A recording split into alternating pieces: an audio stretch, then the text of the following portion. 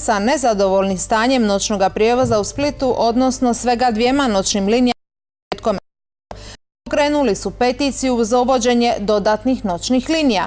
Peticija se može potpisati i online do nedjelje 23. lipnja.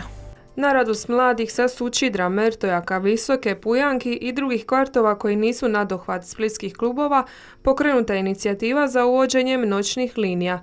Tako bi mnogi mladi nakon izlaska put kuće umjesto pješice išli autobusom. Došao sam podržati ovu inicijativu i potpisati peticiju za noćne linije u gradu Splitu koje je pokrenuo jedan od najaktivnijih ogranaka, a to je splitski MHL. Ja mislim da je ovo pravi primjer kako se mladi u gradu Splitu i svim drugim gradovima moraju angažirati u rješavanju problema i kako se boriti za boljitak ovog svoga grada. Mi jedino što zahtijevamo od gradske vlasti, naš zahtjev je da uopće postoje bilo kakve noćne linije tokom tjedna ljeti. Hoće li to biti 1, 2 po sistemu petak, kao što imamo petkom i subotom, to nije bitno. Znači, naš zahtjev je samo da te linije uopće postoje. Cilj im je prikupiti oko 2000 potpisa, a kako kažu, dobro im je krenulo. Peticija, zapravo online peticija krenula prije 5 dana, u tih 5 dana smo skupili blizu 500 potpisa.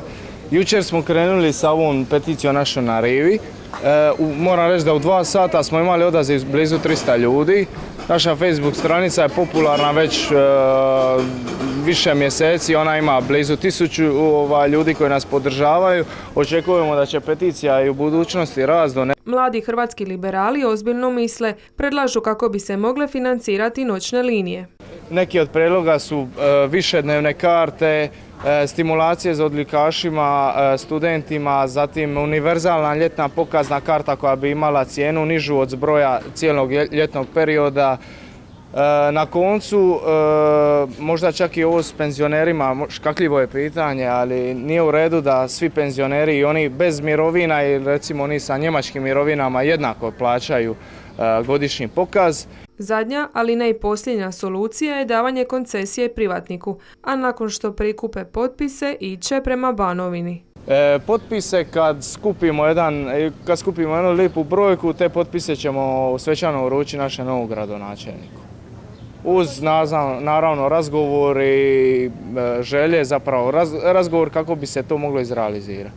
Ja pozivam sve gradske vijećnike, predstavnike mladeži, drugih političkih stranaka, savjet mladih, studentske udruge i sve građane grada Splita da nas podrže i da potpišu ovu peticiju. A od gradonačelnika Baldazara očekujem da što prije iznađe rješenje za ovaj problem na zadovoljstvo svih, a najviše mladih u gradu Splitu. I tu ne staju. Na jesen najavljuju pokretanje inicijative za uvođenje menzi u centru grada. Peticiju možete potpisati u popodnevnim satima do ponedjeljka. Saga oko nagradnog natječaja Pipi